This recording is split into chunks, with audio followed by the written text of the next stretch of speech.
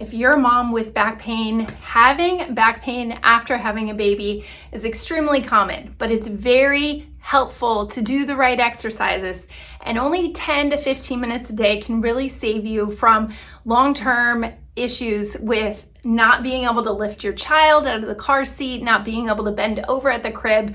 All those things can be really frustrating and painful if your back is bothering you. Being a mom is a major sport. It's like something you need to train for, right? But having back pain, your ligaments and your muscles need a little bit more attention at the stage in your life.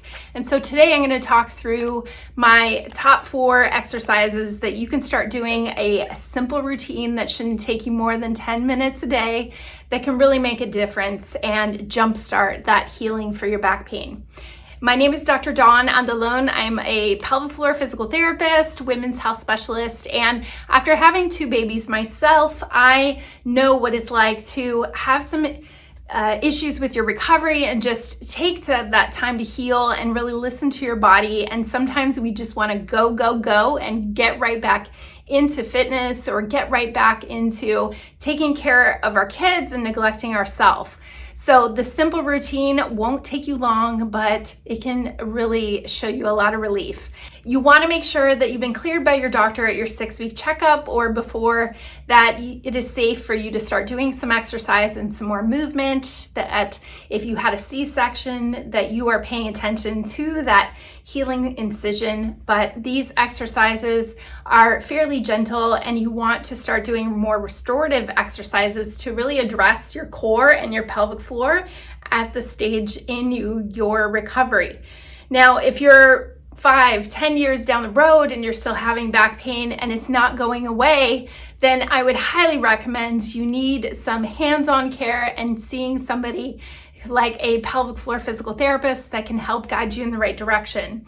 But starting with these exercises, if you work on them for about 10 days and you're doing them daily, but it doesn't seem to be helping, then you really want to see somebody in your area to help you and consult with.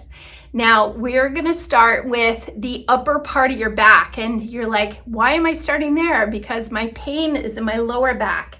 Well, after pregnancy, our upper back gets very stiff and rigid. We lose rotation when we're pregnant, and we don't always get that back. And so therefore, when you're stiff in your upper back, it puts a lot of pressure on your lower back and through other areas of your body, because your whole spine has to be mobile and flexible. Also, if you're breastfeeding, you're nursing, or holding the baby, you tend to get really stiff through the neck and shoulders and that upper part of your back. So this exercise is going to help relieve a lot of that tension through there as well. So you're going to start on your side. Best to have a pillow there, and you can even put something in between your knees. I do recommend sleeping that way too to help back pain, but put a pillow between your knees, something you can squeeze together as you rotate. Now you want to think of opening a book, like you're laying your hands on top of each other.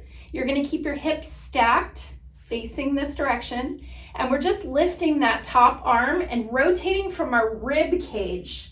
So our ribs are rotating, not stretching your shoulder, although you might feel a little pull there, but you want to rotate from that upper part of your back while you squeeze your knees together.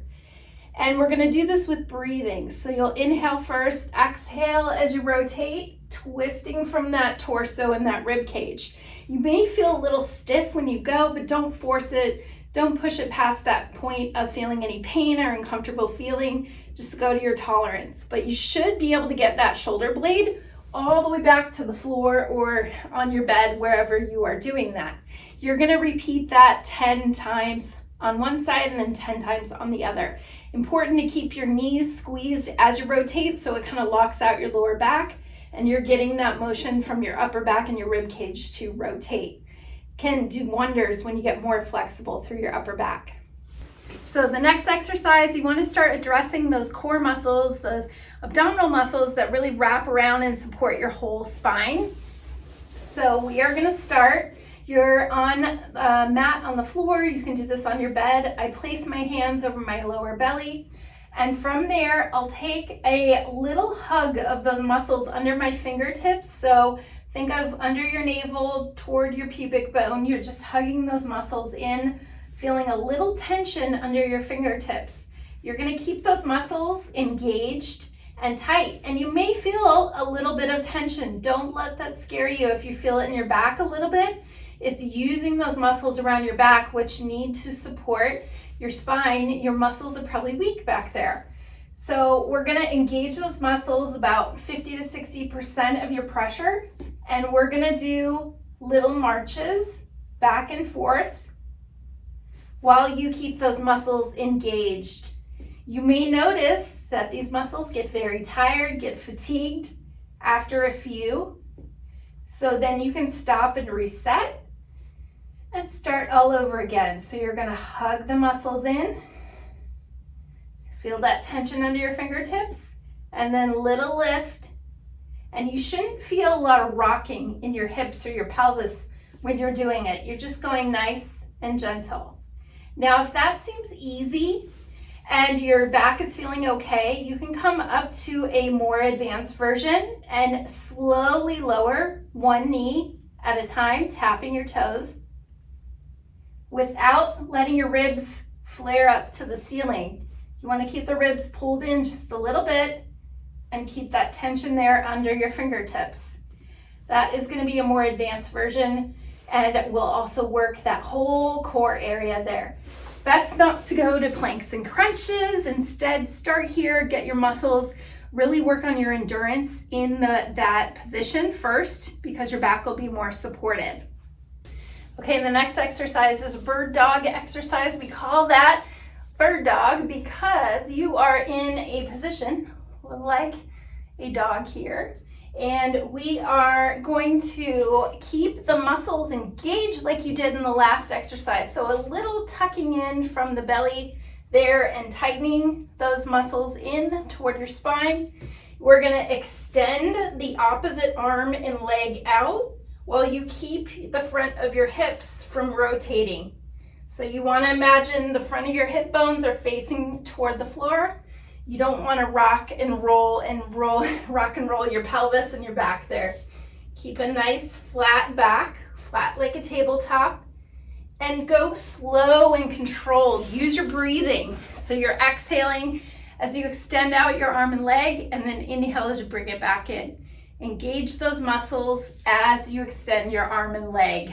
That is the next exercise, and it's good to change positions. That's why I give different positions with all four of these exercises. So then you are mimicking more of what happens in real life. We don't stay on our backs all the time. We get up and move, we turn, we twist, we do all these different movements. So it's important to train those muscles in different positions. Okay, the last exercise is a deadlift. Don't let a deadlift scare you. A lot of people are afraid to move like this when they have back pain and do this type of exercise, but it's actually a pretty amazing powerhouse type of exercise to work the whole back side of your body and really support that area that has not been supported when you're pregnant, because your growing belly is out here. You're in this more lordotic, we call it, or curved position in your back when you're pregnant.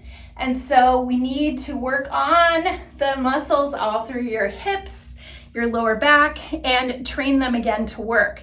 So doing a deadlift, you can use a car seat carrier and use the handle of the car seat, something that'll kind of mimic what your daily life is like. But I'm going to use today just a small dumbbell to show you how you should be activating your muscles and thinking about it when you do a deadlift. So I'm going to hold that weight in front of me here. I am going to think of creasing at my hip. So I'm bending from my hip like you're sticking your butt back or sticking your tailbone back. When you do that, just see a tiny bit of bend in the knee. You're not going down here like a squat. You're just going from here, and see how my back stays nice and flat. If you go into a rounded position, you're doing it wrong. Will hurt your back. But you want to stick your butt back, stick your tailbone back, and then come up. On the up part, you're engaging through your core. So you're pulling in from those pelvic floor muscles. Think of a little Kegel lift and an abdominal little lift from those lower belly muscles as you stand. So I'm inhaling as I lower, my back is flat, my butt sticks back, and then I come up and I'm nice and strong and tall at the top. Think of growing taller through your spine as you come up, just tucking your glutes in, pulling in through the abdominals. And this is such a great way to train a lifting technique because you will bend over and pick up your child. And so you're gonna engage your muscles through your core and your pelvic floor as you lift.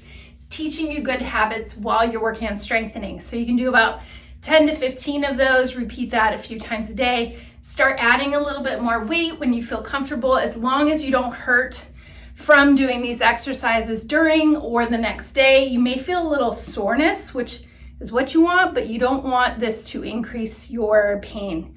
So if you're a woman suffering with postpartum back pain, have no fear. There's a lot of helpful Pilates type videos on this channel and more info that I can give you in regards to postpartum recovery, postpartum relief.